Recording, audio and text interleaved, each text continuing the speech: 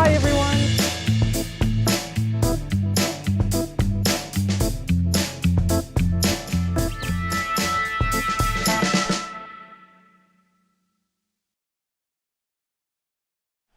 Hello and welcome back to another great day here at the online summit Connecting Soul Beings. I'm hoping so far you are having a wonderful time, great learnings and fun with implementing all the tips and the golden nuggets that the experts are bringing to you. Today I have great pleasure in introducing you to Val Heart. Val lives in San Antonio, United States. She is an animal communicator and the real Dr. Doolittle.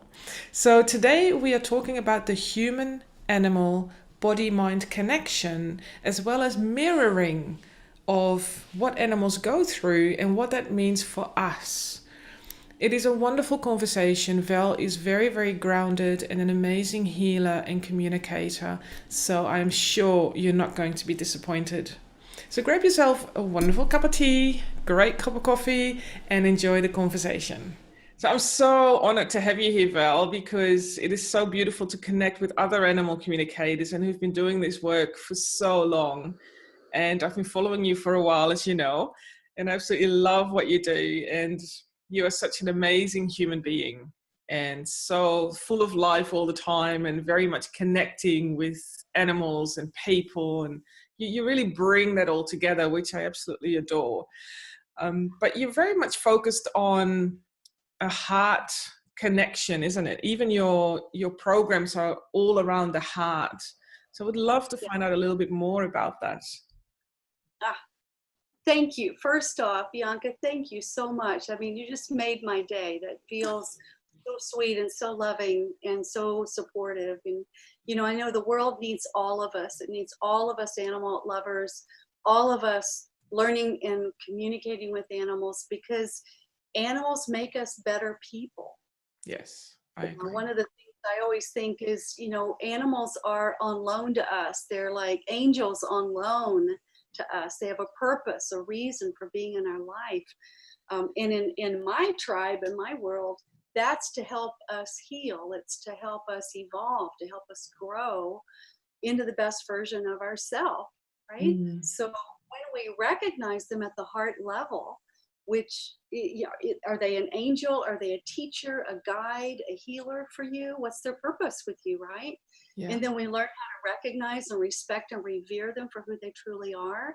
We do that through communicating, right? Communicating with them, connecting at the heart, connecting at the mind, you know, being one with them, understanding and sharing wealth of wisdom. Then they make us better people. It's like we grow into the best version of ourselves that we can be with their help. And God knows we need to be the best version of ourselves that we can be, especially in this time and day. Oh, absolutely. And yesterday I actually had a beautiful conversation around that in terms of what is currently happening around the world and how we've observed that a lot more people are actually coming out of the spiritual closet, so to speak. You know, we're all waking up and it's just amazing to watch that evolve. And it's just mind-blowing, I find. And I think people as well, they are so rushed all the time and we've lost the connection that we used to have. Because I don't believe that we are learning this as a new skill. I don't believe that we are learning all this again, but it's more reminding ourselves what that connection is, what it feels like, and tapping back into that. And I also believe that the animals help us with that process. They do. Yeah. Yes, yeah. Absolutely. They give us a reason for doing it. You know, they're in our face, they're acting things out for us. They're trying to get through to humans who are one of the most dense creatures on the planet. You know, how disconnected we humans tend to be. You know, and we live in a fast-paced society, highly technology-driven. You know, in our heads, talking you know, for so much of our time, and it's not okay with animals. No. You know, they're looking at us going, you're cut off from here up. What's going, you can't even feel your body. You don't even know what you're doing. You're like gone. And that is so unsafe. It's a survival thing from an animal perspective. So we have to find our way back. The gifts we were born with are intuitive gifts, the telepathic gifts, the ability to connect and feel and ride the energy waves, and be one with the world around us. And, as we grow older, society teaches us, oh, that's not real. Oh, shut that down. We need you to focus on learning whatever, and being more like the humans. When in fact, the adults, when in fact, I think that the adults need to be more like the children. Oh, yes. Yeah. Children, when they're open-hearted and they know, they see, they feel, they communicate naturally, brilliant. It's extraordinary. Yeah. So yeah, I totally agree. We're here to heal, to remember, to reconnect with the lost intuitive gifts that we came in our birthright. So yeah, it's really important. So much of our wounding, I think, comes from being disconnected. Oh yes, yeah, definitely.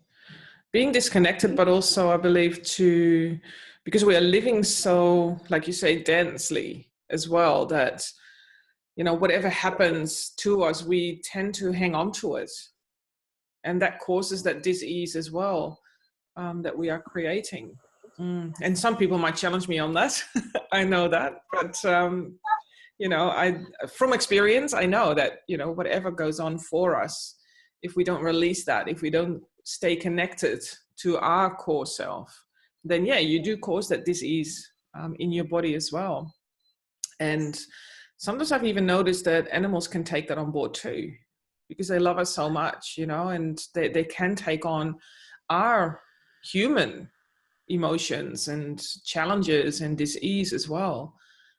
Our wounds, our stress, things we're unconscious of that we've suppressed, that are causing degenerative illness patterns in our body, our body mind. We were talking about that a little bit ago, which is the human animal body mind connection. And I don't know that a lot of people understand. It's how animals mirror and reflect us and how they carry our stuff. Yes. Our stress, our disease, our wounds, our attitudes, our beliefs. They'll act them out for us, and it's not theirs. They're trying to do us a service. Yes. So they're trying to help us see what we've been blind to. I know so many of my clients, know you probably work with this a lot as well. They'll come to you, well, I want to know, why is my cat peeing on the bed? Or why is the, or something like that. Why is the dog aggressive with all the other dogs or all the other people, and they're, whatever. But it's like they come to us with these problems. And when we work with the animal's like, well, I'm just acting out what my person gave me. And we look back at the person, they go, well, I'm not real comfortable with other people. Yeah. Well, I don't really like I don't feel safe with whatever, or, I'm not paying attention to that part of my life. And the animal's like, well, you need to do that. So I'm going to help you. I'm going to help you do that, because it's not okay for you not to be connected, not to be aware or conscious or present. Yes. So, and once we get it, they go, oh, thank God, I don't have to do that anymore. Now my person understands, and they're responsible for their journey. Now they can do something about it. Now they can heal, which is all I really wanted in the first place. Exactly. I just had a client this week. And she called me in a panic because her dog was very, very ill, wasn't able to eat, was dropping weight really quickly. She thought maybe she was dying, elderly dog. And it's like, oh my God, what's going on? And she said, as soon as she made the appointment with me, that her dog looked at her and was wagging her tail. It's like, what? Yes, yay, mom, and started perking back up, right? And then she comes on the call and she says, well, my dog's 100% better since I made the appointment. And then when I checked to the dog says, that's because you need help. And now you're going to get help. And I'm so happy, that now you get to get the help that you need, Mom. Yes. And so we did an intensive session with her, and it turns out her stomach has been upset. Her gut's been, she's been having significant GI problems. Her hormones are out of balance. Her stress level is, way up here. And so, in a bit of time, we've changed all of that, and she's breathing and she's smiling and she's light. Yeah. And her dog is delighted. Yes. So, yes. I know our animals bring their people kicking and screaming all the time. Going, well, this isn't about me. This isn't my problem. I'm going, yeah, it is. Sorry to tell you. Yeah. Personal responsibility here. And now let's do what we need to do. Absolutely. Yeah. So I'm curious to learn more about how you got into animal communication and how you've learned to teach people that it's not always around the animal, that it is that mirror effect. There's actually probably two separate questions in that, but let's see. 1, 2. Let's start with your background story. I always love those stories. Once upon a time. Yes. When I was growing up, Bianca, I was a lonely, only child living in a rural area without any kids my age around, but we had lots of animals. Mm-hmm. And I understood the animals and they could understand me. We communicated. And by the way, highly sensitive, empathic people take heart, because this is a beautiful path and it's a path of healing, because that's where I was. And I know most of my students are that way too. Yes. So they're teaching me and I'm learning from them. And, I was well known for being able to befriend wild animals, feral cats, things like that. So I wound up making it into my teenage years, but by that time I was manically depressed and suicidal. My parents got me a horse. Thank God. I think she saved my life. She was my angel and my teacher. But I would go and visit with her the wee hours of the night when I was in a soul agony space. I'd throw my arms around her neck and cry into her mane, and I would just pour my heart out, to her. And she would always counsel me. Her wisdom, her gentleness, her unique points of view that sometimes would make me laugh, or would give me an aha moment. So to help me understand and navigate life, and my place in it, and what to do, and how to deal and cope with stuff. And so, I fast forward a number of years, and at one point I was, I had gone to college. I got my master's degree. I started my own corporation with my professors and some of my fellow students, graduate people I went to college with. And I realized how miserable I was. And I got to thinking, okay, what has always brought me joy? Because I really wanted to make the rest of my life about doing things that made a difference in a way that felt heart inspired. I felt it's like I couldn't not do that, once I discovered what it was, and that to make a difference in the world. And so what I got was really the only thing in my whole life that had ever made sense to me, was working with animals, was talking with animals, was being with them, was helping them, was training them and playing with them, and them helping me and me helping them.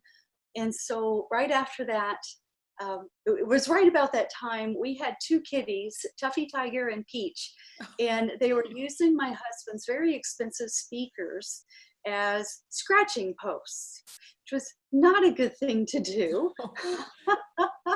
And I'm like, they're either going to lose their life or they're going to lose their home.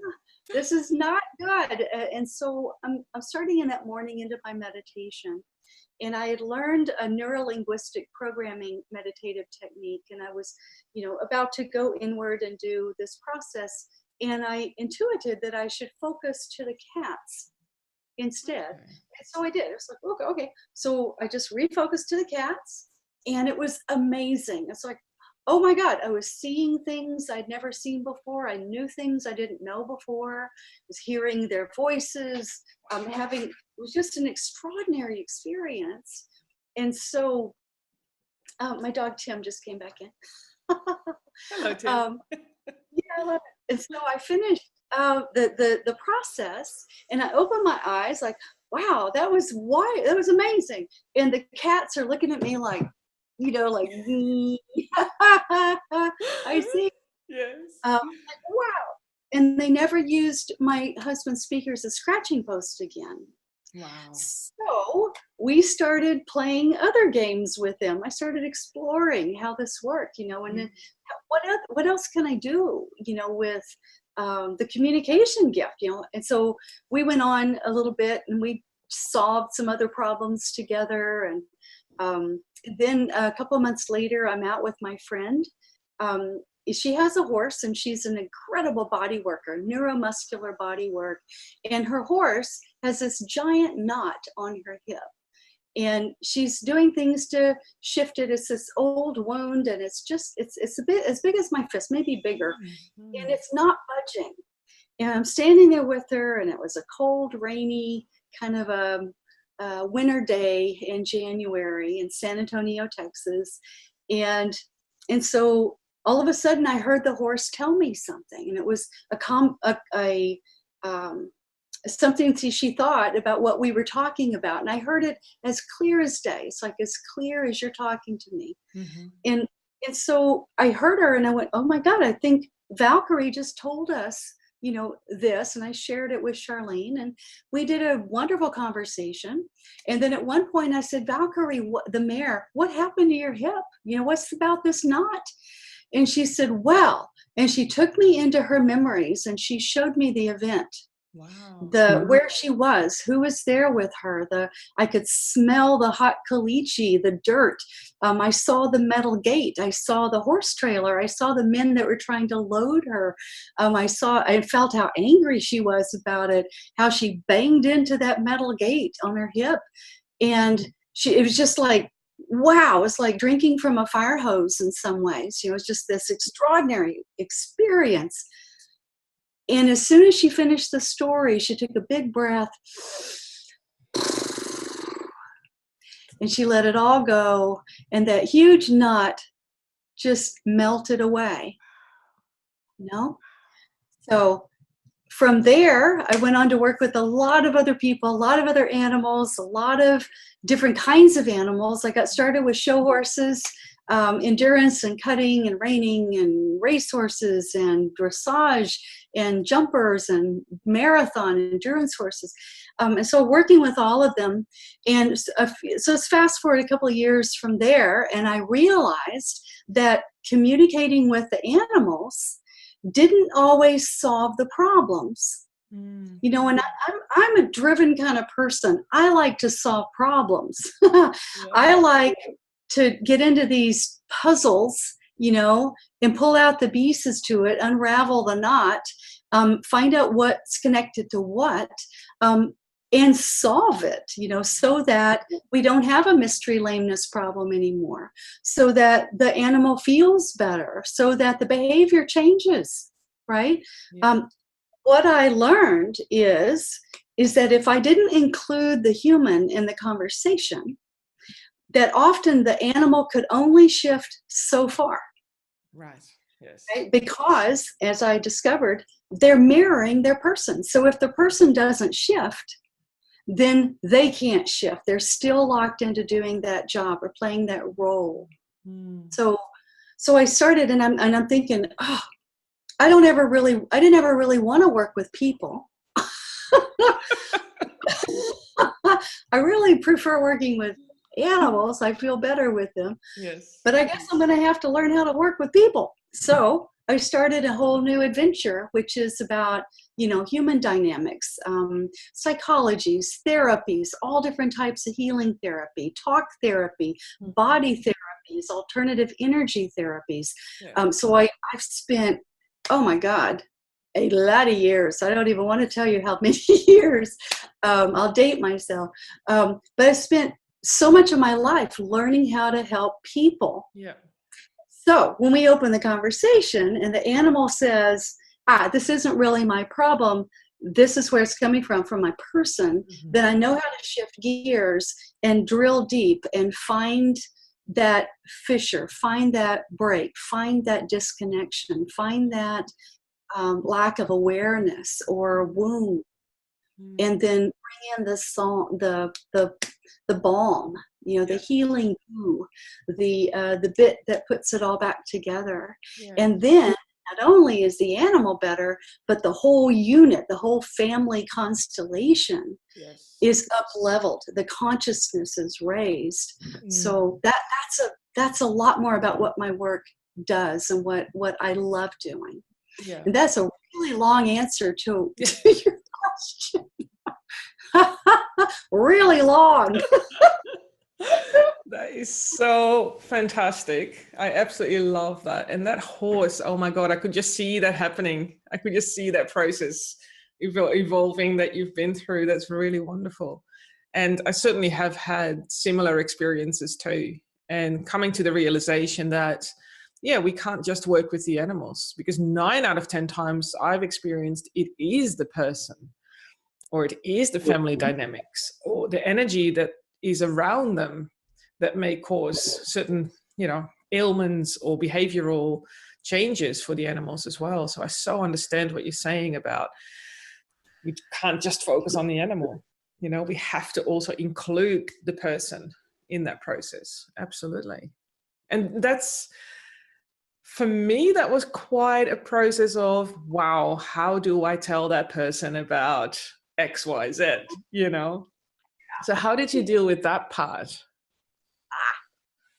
That's a really good question. It's one that my students are always asking me too. Yes, I can imagine. Just real quick, for anyone who's resonating with that, the Heart School of Animal Communication is where I teach people how to do what I do, right? So first you have to have the basis, and you have to have a really good understanding of how to connect and communicate with the animal, right? You have to know what questions to ask and when to ask them, the right questions in the right way and the right timing. Yes. Right? There's art to that as well.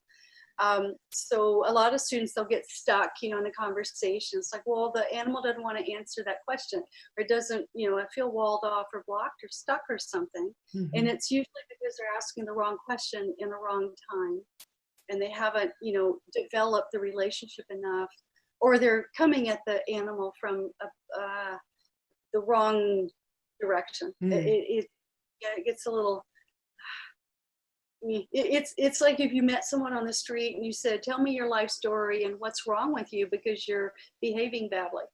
Yeah. You don't get very far. The person goes,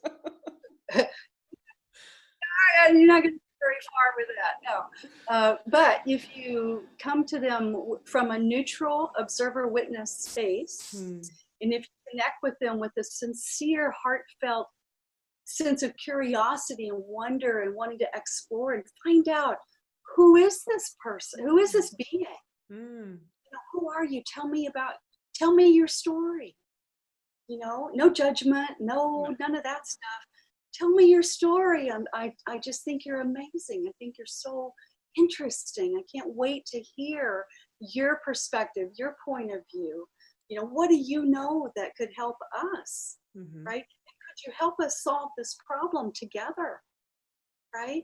So, and another part of the answer to your question is I developed a unique proprietary system of solving problems with pets that is 5 steps. And so let me just take you through them because you'll see where all this fits together. The first one is H in the heart system, H, right? The first step is hearing them. It's connect with the heart and hear them, open the conversation, negotiate, find out who they are. What do they know? Why do they behave the way they do? Because what they do, they feel is the right thing to do. It makes sense to them from their viewpoint, given what they know, right? So let's talk. The second, second, one, two, E. The E is for evaluating. So let's evaluate their environment. Let's evaluate their relationship with others in their life. Let's evaluate the inner landscape. How do they feel inside their body?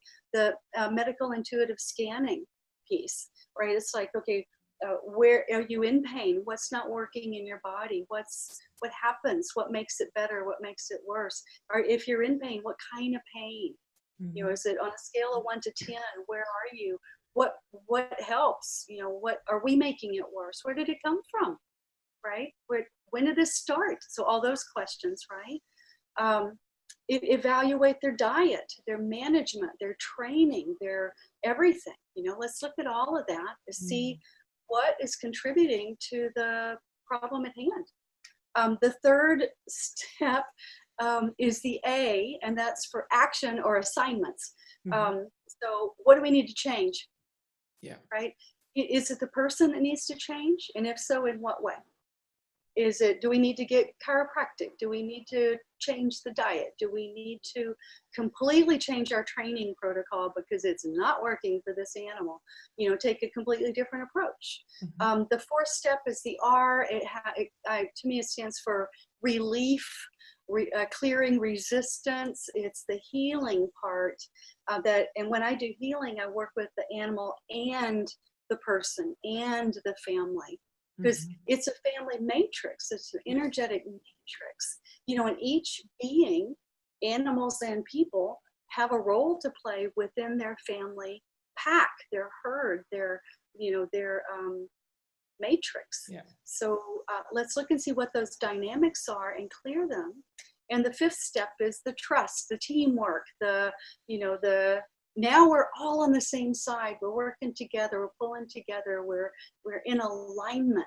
Yes. You know, and it's just a magical process. And you know, talking the human through all of that is a critical component.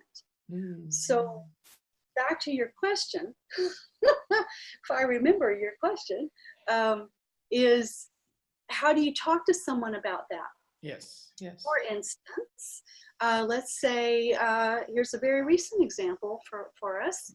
I'm working with a relatively new client who has an elderly dog who the vet has sent home basically to die. And the client is fighting it with tooth and nail. She is not, you know, she's turning over every stone. She's doing everything she could do to save the dog's life, to keep the dog alive.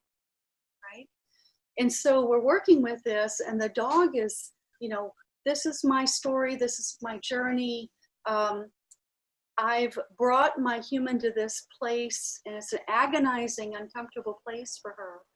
And part of the lesson, the teaching, the healing is to help her find peace with transition, to help her prepare properly to let go, you know, to help her heal from grievous wounds, right? So part of our journey, and we don't know yet, the dog's alive, she's, you know, some ways doing better, maybe some days not so good, but every session we do, the human comes to better terms with it. A little more of it heals, a little more of it releases, you know, and she's more present, and she's calmer, and, you know, all those complicated knots in her psyche, and from all the wounds in her life, all the losses in her life, all the fear, the confusion, the dread, the panic, the shock, the trauma, you know, all those bits, very, very gently with loving hands, wisdom and guidance, and with the dog's help, you know, helping her heal. Yeah. So, you know, knowing the right words to say, Yeah. Part of that is guided. Part of it's Mm. from the extraordinary therapies that I've been privileged to learn. And asking her things in the right time, the right Yeah. space, helping her feel into that, helping. It's some of it is somatic healing, it's Mm. the vibrational, visceral body wound, and letting the body unwind until they can breathe again. And some of it's the power of focus. Um, the quantum leap breakthrough therapies that I use with my clients. So important. Yeah. Very unique process, and it's so powerful. I have people come to me all the time. It's like, I've spent years working with a psychologist or a therapist on this issue, and you turned it completely around in one session. Yes. It's completely shifted. So it's powerful, and a lot of it, the animals taught me how to do that.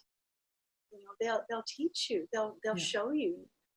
I will say that sometimes I'll ask the animal, and I'll say, and they'll show me, okay, this is my human's issue. Mm-hmm. Okay, I get it. And so what's their part of it? Tell me more about that. And they say, well, I don't think they can handle the truth yet.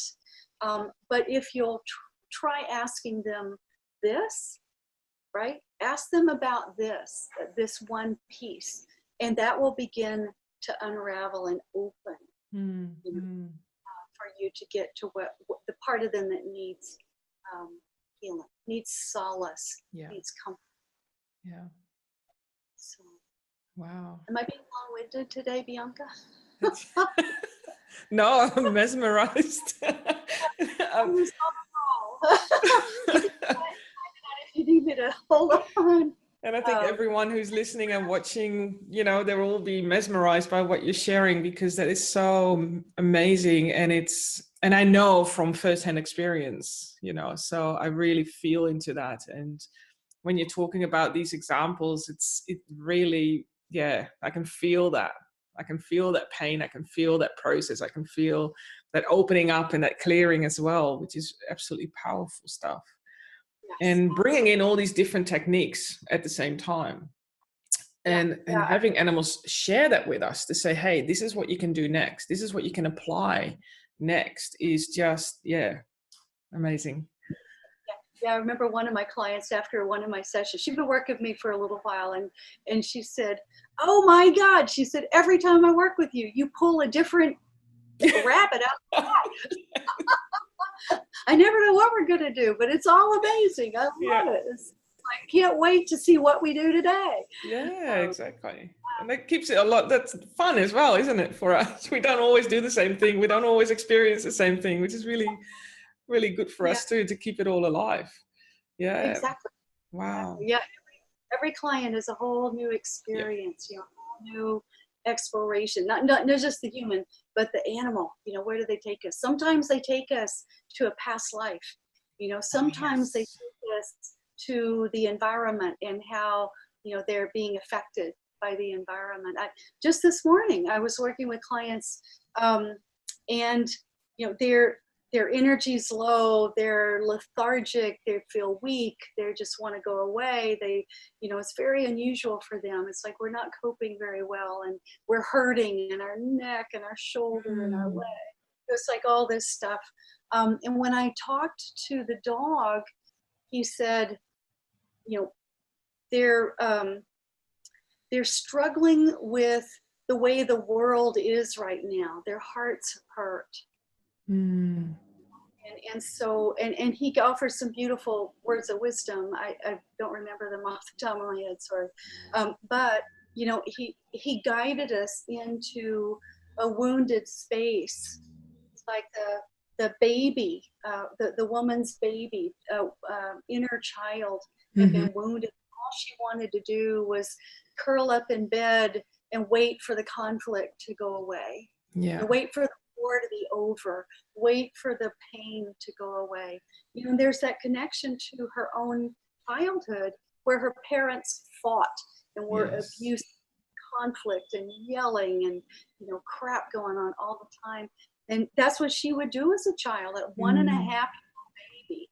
She would climb into her bed, and her 220-pound Saint Bernard would climb in with her and comfort her and keep her safe until the war ended. Yeah. You know? And so when I reconnected her with her angel dog, her guardian dog, you know, all of a sudden, and we made it okay for her baby, you know, her inner wounded child, to be in bed and be protected and be safe and not have to adult today. Yeah. Can't adult. Can't ask the baby to adult. The adult needs to adult. The baby needs comfort, needs to be cared for and caretaken, you know, and her needs are important, you know. But so anyway, everything shifted. It's like 180 degrees. She felt energized and happy and ready, you know, and able to take on the world, and felt so much better. Like big, her spirit came out. It was just that little hinge tweaked to open the big door. Wow.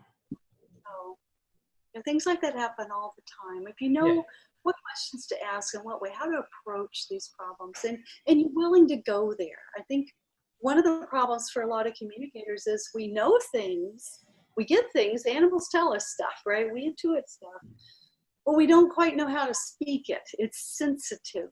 Yes. Right? It's tender. You know, we be the bowl in the china cabinet, you know, the going in and just kind of, you know, smashing things around, going, oh, well, you need to fix this, and oh, that's broken, and, you know, what were you thinking when you did that? Oh my God, you know, can't do that. No. But now, so yeah, there's. Yeah, and there is that obligation as well, that we have to share what we receive, but like you say, in a way that it is received very well, and that it is received with support and love and guidance. So, because I have experienced, in particular in the beginning, when I first started the animal communication journey, that I wasn't sharing everything that I received from the animals. And oh my goodness, I was literally almost sort of slapped gently over the head by spirit, going, you're going to have to share everything, my darling. So that's been quite an interesting way to learn, how do you do that. And for me, it's all about, like you say, you know, very gently asking more questions, and doing that all with love and in collaboration with the animal too. That's it is that collaboration process, absolutely, and having that connection in full swing. Definitely. And it needs a few revisits, right? It's not just done in that one particular session. It needs that follow-up and that follow-through. Right. It's a bigger game than just, you know, why does my animal do this, or what are they thinking about that? It's like, okay, well, that's an opening gambit, but what about fixing it? What about, you know, growing together? What about changing the pattern? How could it be better or improved or bigger or more loving or more present? You know, what can we do about that? So it's always been a bigger game for me anyway, especially for me. I'm like, well, just communicating isn't enough. No. We need more. I will also say too, sometimes the animals will tell me, I'll ask them, I'll say, well, should I tell your human? And I mean, if I ask them, sometimes they'll say yes, and sometimes they'll say no. For instance, the animal tells me they have cancer, you know, and they know that their person's not ready to hear this yet. Right? So they'll give me a new direction and another way to work with this, to prepare, you know, to ease into the harder conversation, you know, the richer one, the bigger piece. So I'll tell you a really funny little thing too. When I was married, my husband was a bit of a pistol. He was he could be abusive, was a bit of an alcoholic. He would often come home for work in a very bad mood, upset, stomping around, throwing things, you know, whatever. He would disappear off to the back room. And we had the two cats, remember Peach and Tuffy Tiger. And I would ask them to go check on him and then let me know, what do you think I should do? Yeah. Should I go try to comfort him or talk to him, or should I leave him the hell alone for a while? Yes. You know, leave him alone. And they would go back. They would doodly, go down the hall and hang out with him for a little bit or check on him. And then they'd come back and they'd say, Mom, I think you should leave him alone for a while. Or they would say, he's grieving, he's hurting, really use some support and comfort right now. And if they told me that, I would go back and offer to be with them. But if they told me, give him some time, then I'd be, okay. Yeah. But they know things. They can tell you things that, they can answer those kind of questions. It's really cool. Yeah, definitely. It's fun. I just think this is brilliant. Absolutely. Oh yeah, I love it. And it's so great to hear the different stories, yet the similarities of what we're all experiencing, that's yeah, very, very good. Because I've got my two little ones laying here on the floor with me, always supporting the space, and Tim is with you as well. So it's fascinating how all that works. Now, what's the one thing that you would love to share with the audience that they could perhaps try out at home with their own pets or with animals around them? I love that. That's such a good question. I think let's touch on 3 fundamental principles. And I teach more about this in my free ebook, The Hidden Secrets to Communicating with Pets. So I'll tell you more about that later. But I touch into the 3 principles. And that's, all of us can communicate with animals, every single one. You don't have to be psychic. It's not woo-woo, crazy magic fairyland.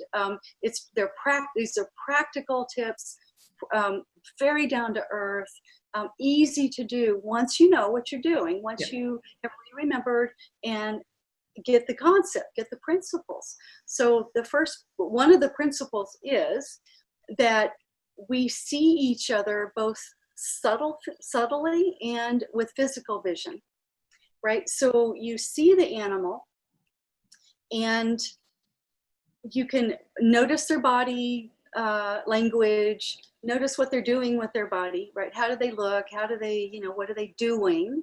But then also switch into your subtle vision and notice how their aura feels. How does their energy feel? How does it appear to you? How do you receive it? What's your impression, of their personality? What do you see subtly, right? Do you see a lot of energy, or do you see kind of a weakness, kind of a softness, a low energy? So seeing, subtle, right? Also hearing. So another really easy one to get you started, which everybody can do. We're all hearing, right? You hear them. You hear their voice. You hear their meow or their bark or their whinny or whatever it is, a bird call or whatever it is. You hear them. But switch into your subtle hearing and notice the voice in your head. Notice the word, the thought, the concept that pops into your head, right? Notice what they're saying that's different than body language or movement or sound, right? And the third one is to feel them. So feel them with your heart. I mean, of course, you can feel them with your hand.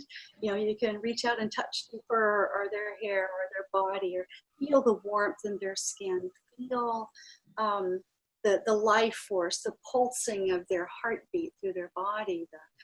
Feel that physically, but also feel subtly. Feel their life force. Feel. Use all your senses. Not just those 3. Seeing, feeling, tasting, touching, hearing, sense of motion, of pressure, of life sense, of all those things. There are so many senses that we have. There's also, of course, the 6th sense, the extra sense, the extra perception. What is it? ESP, extrasensory perception, which many highly sensitive empaths have in spades, which can make you crazy, knowing Oh, yes.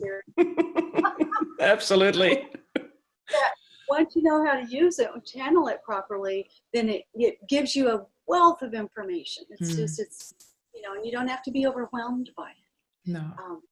And track it and can feel it and know it. So see it, feel it, right? Touch it. Use your subtle and physical senses and see what you get. Yeah. See what changes when you do that. Wow. It's really, really helpful. Anyone could do it anywhere, anytime. So the next time you see an animal, shift gears a little bit, right? Your physical senses, absolutely. You're going to do that anyway. It's part of our anatomy, basically. But switch gears and check the energy, check the attitude, check are they tense? Are they wired? Are they sending you love energy? Or are they acting out something for you? Right? Is that are they trying to tell you something? But see what you know. Is that true? And you know if it is or not. Absolutely. Yeah. And it's usually that initial knowing, that a lot of people sometimes just disregard. But that's exactly that point what they need to listen to. Yeah, absolutely. Precisely. Yeah. And a lot of students get stuck, it's like they get the initial impact of the knowing. Yeah. But then they go off in their head, Yeah. well, what else, fill in the blank and trying to make, and then all of a sudden they're off in their imagination and they're telling some story that's not connected to the animal. So if you go back to your immediate first impressions, you'll get that so much faster and easier. We humans tend to complicate things. Yes, we do. Yes, we do, unfortunately. Definitely. Wow, that is such an amazing tip as well, because it's so easy to implement for us, isn't it? Yeah, wonderful. It is. One other little quick tip for you too is let's say, if you notice that your dog or your horse or cat or whatever it is having maybe a hip problem or a low back problem, or maybe they're, can't hold their head up, or they're having some disease or illness or something like that. Notice, do you have a version of that yourself?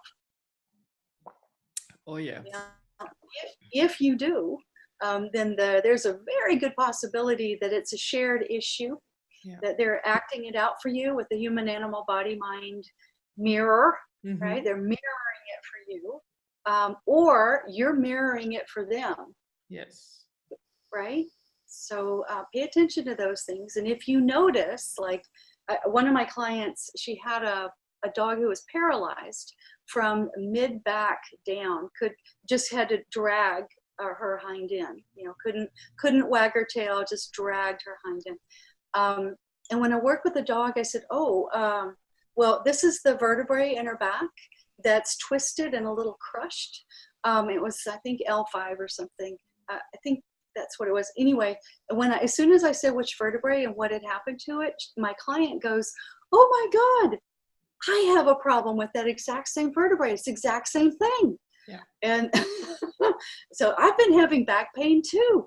I'm going, well, there you go. So we unraveled it. Did some healing with the dog, did some healing with the human. And a short time later, the dog was wagging her tail.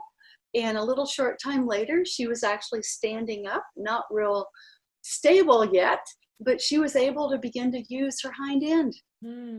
We unraveled it and gave it back to the human. Yeah. Right. Yeah. And then she started working on healing those issues, which had more to do with feeling a lack of support in her life and feeling not stable in her own life and things like that. So when we did that, everything changed. Yeah. Yeah. Wow. So fascinating. I could talk about this stuff for days. Oh, definitely. I was just thinking that. You could keep going and going. Wow. Thank you, Val. This was absolutely powerful stuff that you've shared today. And I'm sure that the audience is picking up so many good things, little golden nuggets that they can utilize and implement and play with. you know, Hope and so. yeah, absolutely. So thank you so much. I really, really love the fact that you've been here today and be part of this wonderful summit. Your energy is amazing. You are such a beautiful teacher and healer and guide for the world. So yeah, I can't thank you enough. I'm so grateful. Thank you so much. It's so sweet.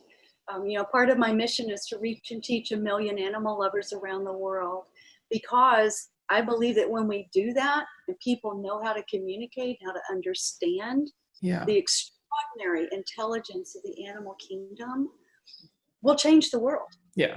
So thank you, Bianca, for bringing the message out in a much bigger way, for your love, for your compassion, for your work, for the guidance that led you to do this and so many other things you do. Thank you from the bottom of my heart. Thank you so much. I really Well, appreciate that. Awesome. All right. Thanks.